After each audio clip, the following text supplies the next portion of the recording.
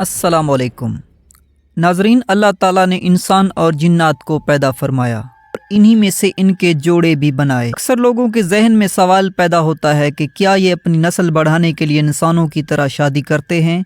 इनका रहन सहन कैसा है और माशरत में ये कैसे हैं? ये इंसान के दुश्मन कैसे बन जाते हैं और इनको दोस्त कैसे बनाया जा सकता है?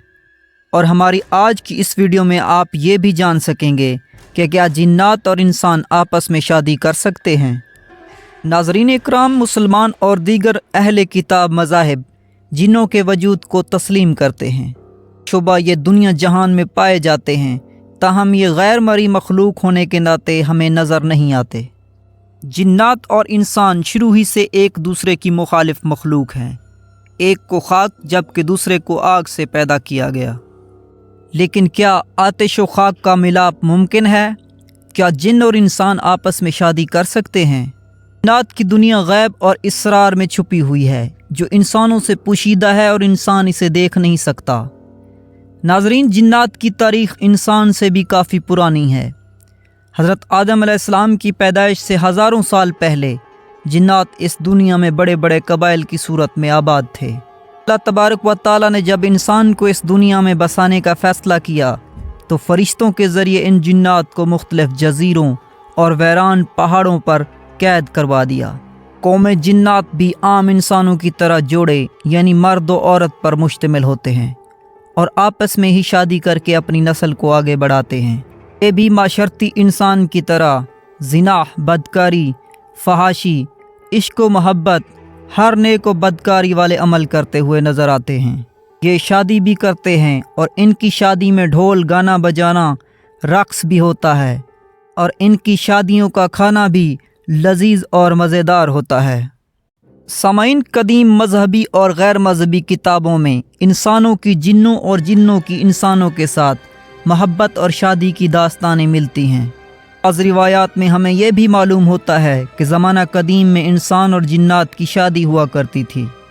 चुनाचा मलका बल्कीस, जो हज़रत सुलेमान अलैहिस्सलाम की बीवी थीं, उनके वालिदीन में से एक जिन था। हम उलमा और फ़ुक़हा ने इंसान और जिन्नात की शादी को हराम करार दिया है। हुज़ूर सल्लल्लाहु अलैहि वसल्लम की हदीस में भी जिन्नात से शादी से मना फरमाया गया है। नाज़रीन, जिन्नों के वजूद का अंदाज़ा आप इस बात से भी लगा सकते हैं कि जिन्नात और इंसान की शादी मुमकिन है, वरना इस शरीयत और हादीस में इससे मना ना फरमाया गया होता। लेकिन सस्पेंस इस बात में है कि जिन आतिशी मखलूक जबकि इंसान खाकी और आबी मखलूक है। आग और पानी का ये मिलाप कैसे मुमकिन है? इंसान और जिन्नों की शादी और जिनसी ताल्लुकात इस्लाम से पहले और बाद में भी मिलते हैं।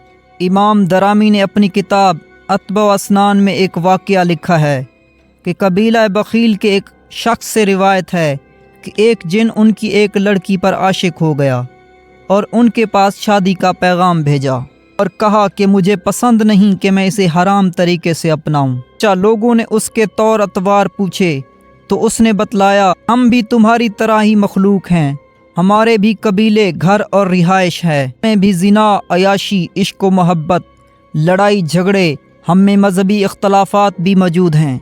हमारी बरादरी में अक्सर जिन शरीर भी हैं जो लोगों को तंग करते और सताते हैं और अक्सर ऐसे भी हैं जो इंसानों के मावन और उनकी मदद भी करते हैं। उनके मजहबी फ़िरके जिनमें कदरिया भी हैं, मर्जिया भी हैं और शिया भी हैं।